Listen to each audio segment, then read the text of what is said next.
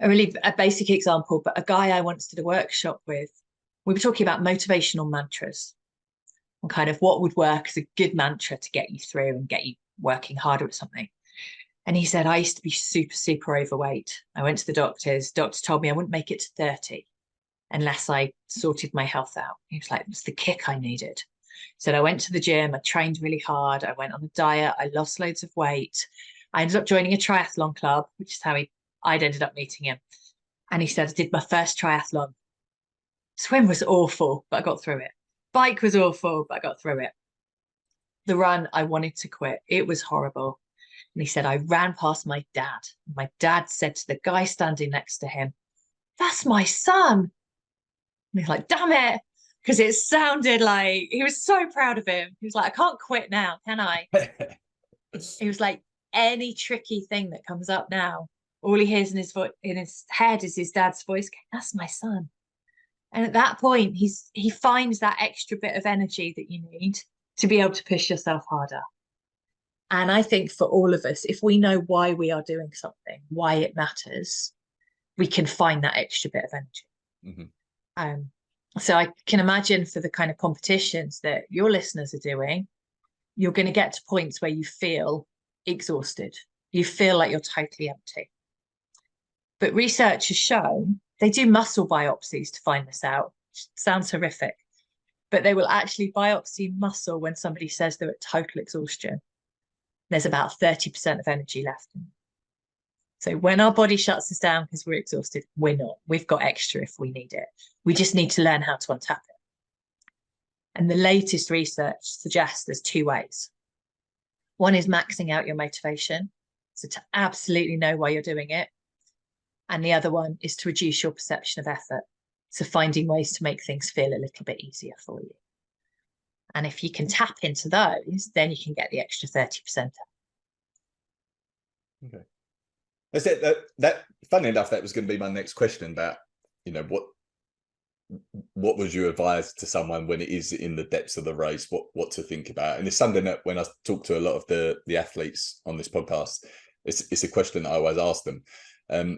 But understanding your why, I think that makes sense. What would you say? The second part about how to make something easier, like what would you advise there? So there's lots of things we use. It's about reducing your perception of effort, so your brain doesn't think what it's doing is as difficult as it is, mm-hmm. so that it stops kind of almost tensing up and trying to stop the efforts. A really simple one, smiling. When you smile, it tricks your brain into thinking what you're doing is a little bit more enjoyable, a little bit easier. And there's been great research on this. There is also research to show when someone smiles at you, it feels a little bit easier. So they did some lovely research in the lab with cyclists on bikes where they flashed up very, very quick images of faces whilst people were cycling. Those who saw smiley faces were able to go 16% longer than those that saw like growly, grumpy faces. So I love the idea that when we're doing something and they're spectators, if we smile, they smile back at us. And the triathlon I did yesterday, I was grinning the whole way because it was awesome. But there was one marshal near one of the turnaround points, and he was just yelling about smiling. And he had this great big grin on his face.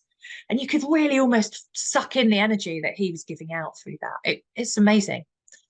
So if people can smile during events, brilliant. Caffeine, if it works for you.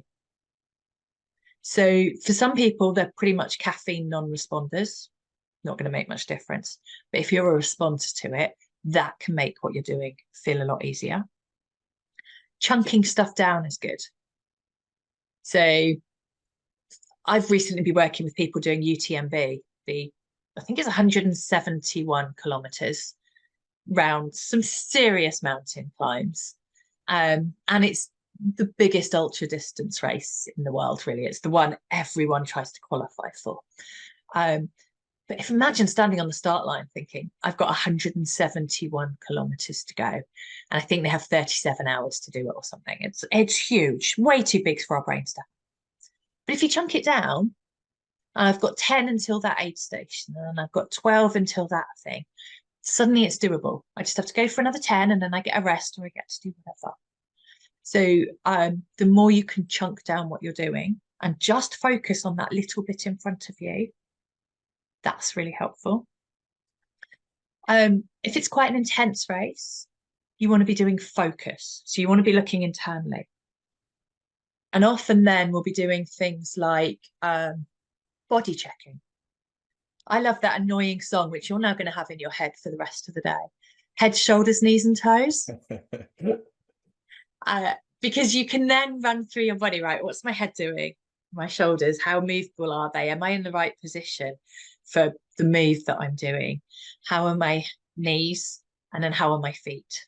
And then you can switch on occasionally with eyes, ears. Am I tuned in to what's going on? But you're giving yourself a body check of, am I in the right position that I need to be in? And if I'm not, then how do I move it so I am? If you're doing longer stuff, distraction is good. So think about the tweet you're going to send afterwards. Think about the best.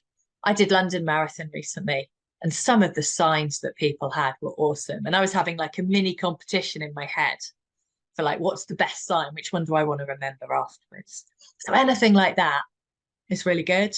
And another one is having support from people. So if people go off to do events in teams, that can be really powerful. I often say when someone's doing something like a marathon, you need your key supporter in a strategic point, because you want to be looking forward to seeing them, and they want to pre-agree the kind of thing you're going to shout out. My daughter and I have this silly move that we do. It's from Barbie Mermaids. But when I see her in a race, we do our silly move. And it makes me smile. It makes me feel happy for another 5 minutes. Brilliant. So things like that, that can help keep your head in the game, but just make it feel like it's less difficult than it is. Really good at pushing you further. Yeah. And what you were saying about the chunking, especially, is quite relevant to HYROX. And some athletes have told me that they use that actually because in HYROX, like, you run a kilometer and then you've got to do the ski, and then you run a kilometer and you do something else. And it's quite nice that it is broken down. There's always something new about to happen, you know? Yes. Yeah. And what's nice actually is then there's a chemical in our brain called dopamine, which we get as a reward chemical when we've ticked something off. And it sounds like you guys have that set off perfectly. It's like, I've done that kilometer run, right? I tick it off. I get that bit of dopamine. That helps push you into the next thing. Yeah. So really using that of kind of ticking off as you go through is an excellent way of feeling good about what you're doing. Yeah.